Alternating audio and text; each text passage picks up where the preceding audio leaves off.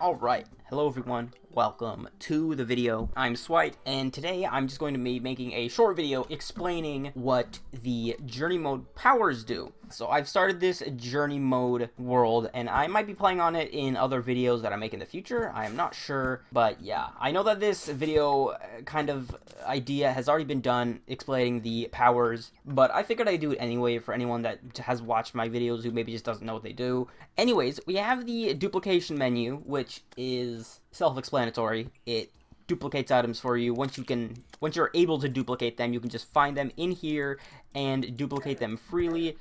This slime is being annoying, and like as you can see, I can just grab short swords from this menu for nothing and then just toss them all. Yeah, so that is one of the perks of journey mode. It's just one of those things that is meant to be like, it's not easy, I guess. It's more convenient for a lot of stuff. I really wouldn't say that it's easy, because once you get an item, you've earned that item. So there's not really anything broken about being able to just get as much of that item as possible. It's just a time saver, and that's how I see it. So yeah, moving on, we have the research menu, which is linked to the duplication menu. This is how you get the duplication items. You can put any item into here with a certain amount that is specified by this text right here that you can see at the bottom. So yeah, we need like 50 acorns, 100 wood. We can just research one magic mirror, and then we'll just have this forever, for example. So there we go. It is gone, but we can just go over to accessories now.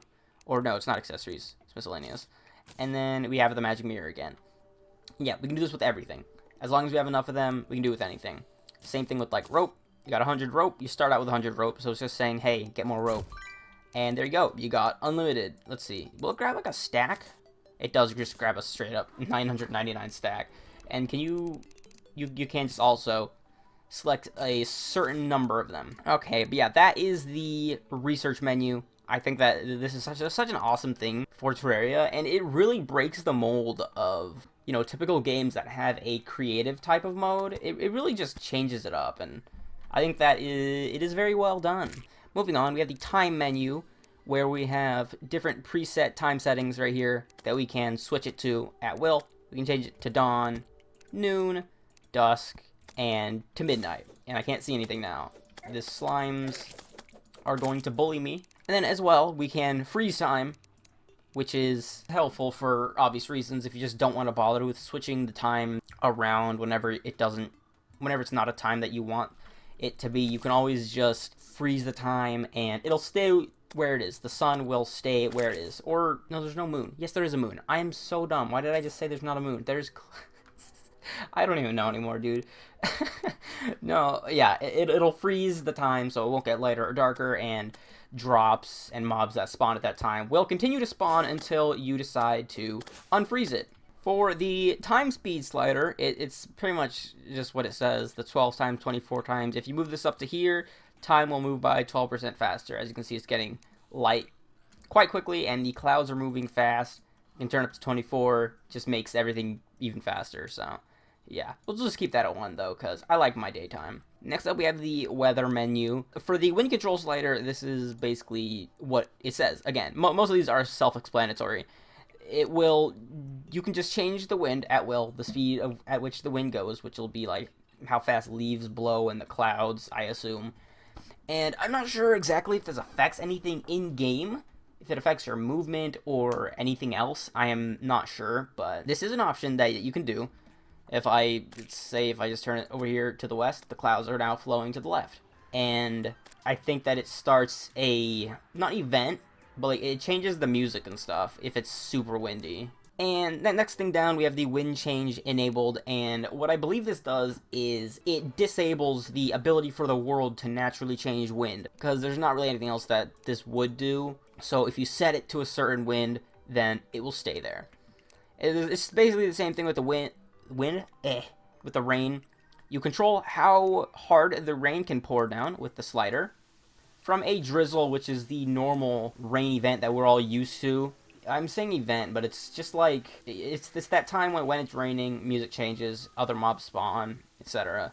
And then there is a new power of rain. If you switch it all the way up to the monsoon, it is extremely dark, even though it's daytime, and quite light. It's thundering. The rain is super loud. Like, yeah.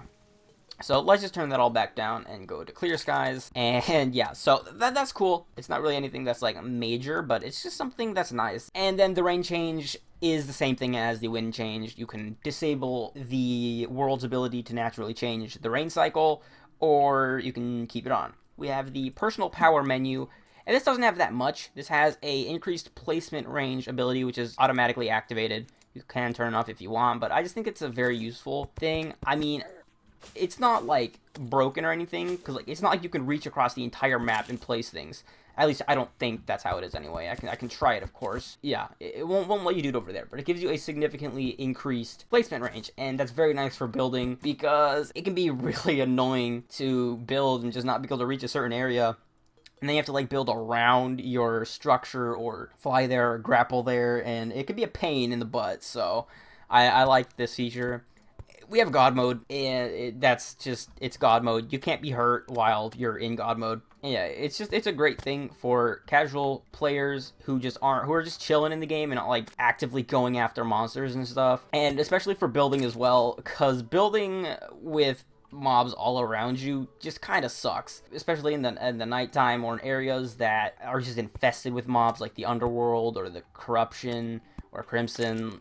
Like, it's very helpful. Anyways, let's just disable the God mode. We have the enemy spawn rate slider, which is exactly what it sounds like. You can bring it down to 0, so no mobs will spawn.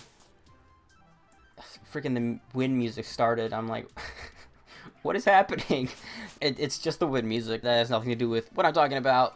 This is the spawn rate slider, and then you can also just bring it all the way up to ×10, which will be helpful for farming any rare item that you want or just getting money faster. So it's a time saver. Or it can also be an extremely difficult mode if you really want to. You can go to freaking master mode and just bring this up to 10 times spawn rate. See how that goes. It'll be fun. The next thing down is the infection spread toggle. And this is what it sounds like. Again, you can either disable the infection spread or enable it. And anyone who doesn't know exactly what that means, it's just the biomes. I believe that they can only do it in hard mode, but the corruption, crimson, and hallowed will all spread to other blocks around them. Some blocks can't be spread to, but a lot of the blocks, normal blocks like dirt and stone, can be infected, using the term that this uses. So yeah, you can turn this off if you don't like that. I think it's a natural part of the game, so I'm okay with it, although it can be annoying for me, mostly if I'm like fishing or just going over to the ocean. I just want to be in a nice peaceful ocean, you know, and then there's just corruption infecting my ocean, so it's all corruption mobs everywhere, and it's like, don't do that, man. I don't want that. And then finally, we have the enemy difficulty slider, and this is what really makes it, in my opinion, just journey mode, just makes it into the everything mode,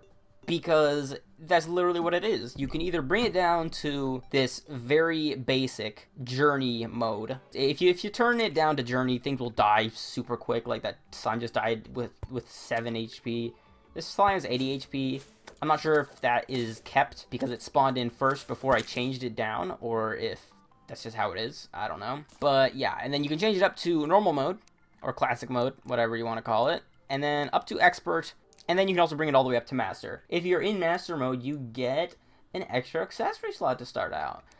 Okay, that's nice. I really like that, actually. It's a good way to balance it, since I don't think that the devs at Relogic are planning to add a lot of new weapons, accessories, and stuff, at least from boss drops, in order to like balance out the difficulty, because that is what master mode is supposed to be. It's supposed to be very difficult. So yeah, I do like the addition of a 6th accessory slot instead of having tons of extra weapons and items available. But anyways, yeah, that is just about it. That's all that I have to cover. You may have already seen this. If you didn't, well, hey, now you know something new. But that'll be all for me today. I hope that you did enjoy. If you did, please hit that like button and consider subscribing. It'd be greatly appreciated. And that is all for me. I'll see you in the next one.